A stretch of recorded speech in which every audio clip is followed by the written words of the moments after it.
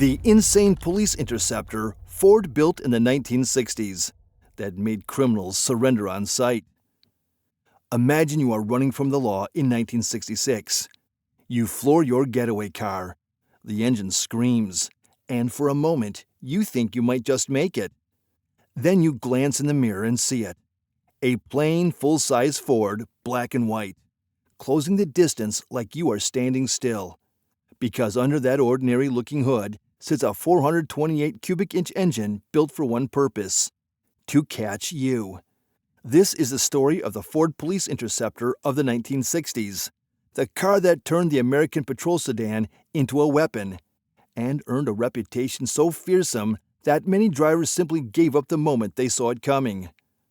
The car that looked like nothing. Here is the first thing you have to understand about the 1960s Police Interceptor.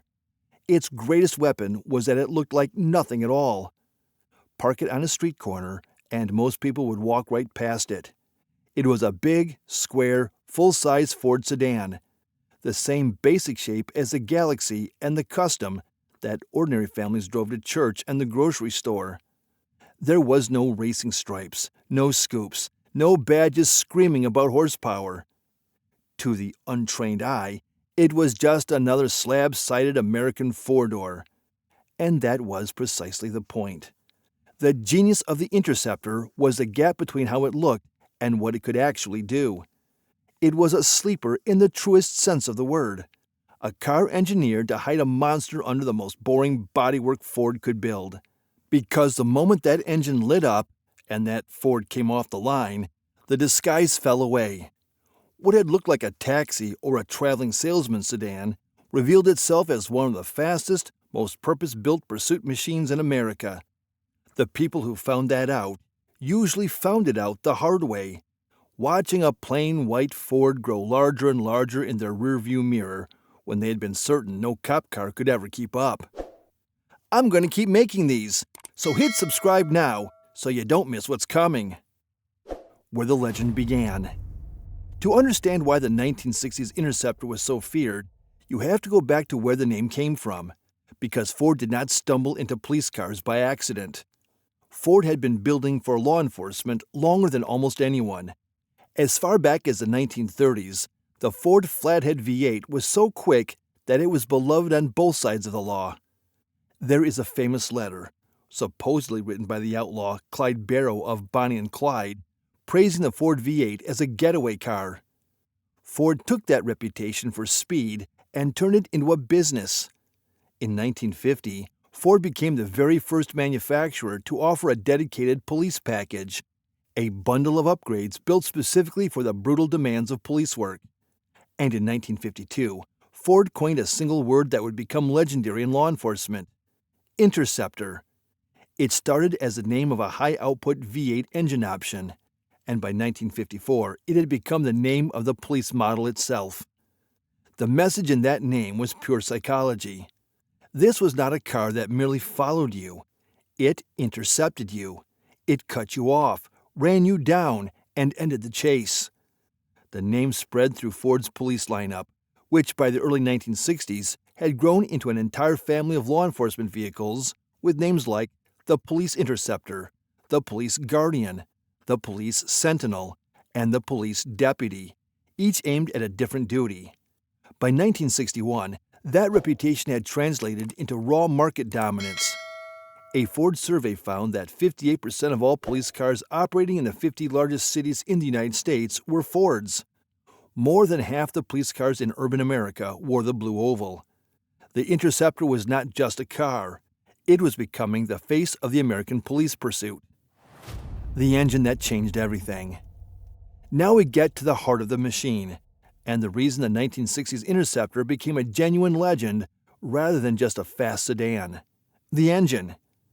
Through the early 1960s, Ford's pursuit cars ran the 352 and then the mighty 390 cubic inch V8, and the 390 Police Interceptor was already a serious weapon, producing 330 horsepower and a massive 427 pound-feet of torque. That was enough to push a 2-ton sedan past 120 miles per hour. But Ford was not finished.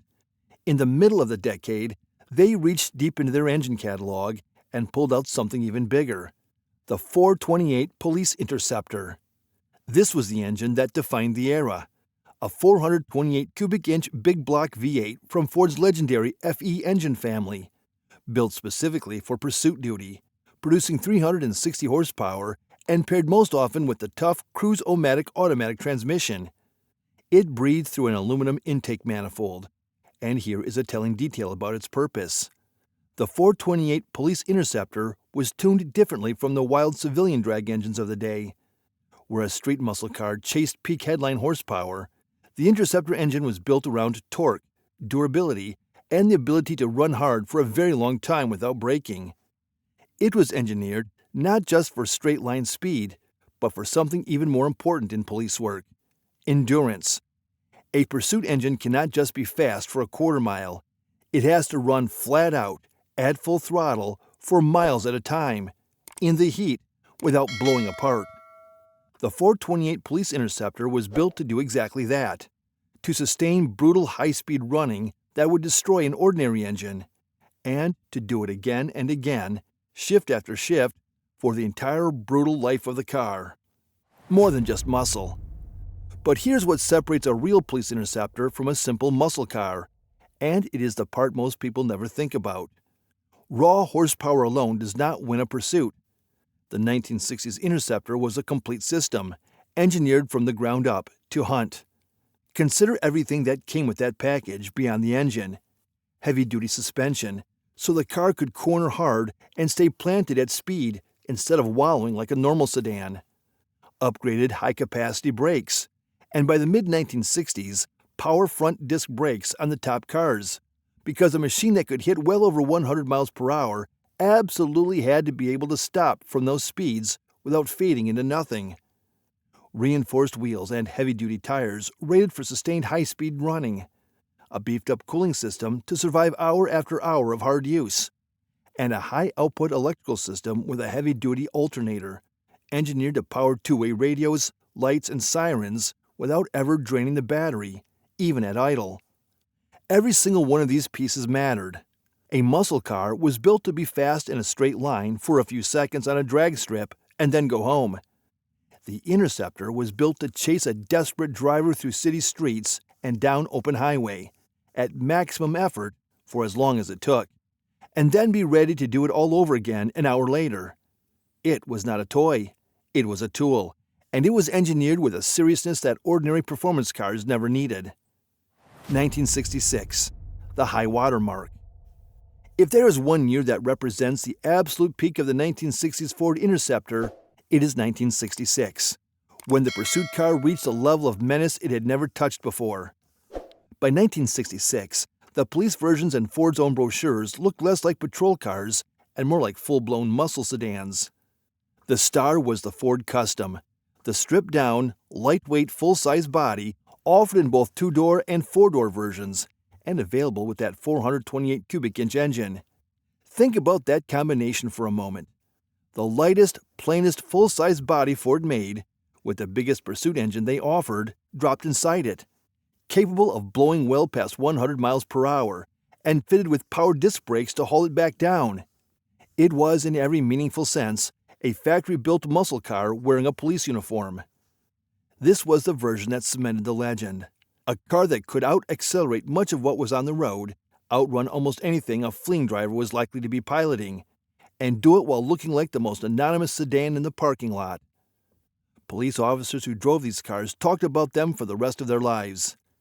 Decades later, retired officers still describe the full-size 428 Interceptors as the best cars they ever had for going well beyond triple digits.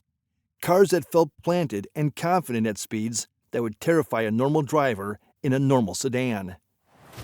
The psychology of surrender. So did criminals really surrender on sight? Here is the honest and genuinely fascinating answer. The Interceptor's most powerful weapon was not just its engine. It was its reputation. Word traveled fast in the 1960s about what these cars could do. Every driver who tried to outrun one and failed told the story. Every newspaper account of a high-speed chase that ended with the Ford running down its target added to the myth, and over time, that reputation became a weapon all its own. When you are behind the wheel of a getaway car and you realize the plain Ford behind you is a 428 Police Interceptor, a very simple and very sobering piece of math runs through your head. You are not going to outrun it. Your car does not have the top speed, it does not have the brakes, and it does not have a trained officer who does this every single day. For a huge number of drivers, that realization ended the chase before it truly began. Not because they were forced to stop, but because they understood, in that instant, that running was pointless and would only make things worse. That is the deterrent power of a legendary machine. The fastest pursuit is the one that never happens because the person you are chasing already knows how it ends. The Interceptor did not need to catch every single runner. Its reputation did a great deal of the catching for it, and that is exactly how a police car earns the kind of fearsome name that lasts for generations. Built to be used up. There is a poignant detail about these cars that makes the surviving examples so special today, and it says everything about what they truly were. Police cars lived hard and died young.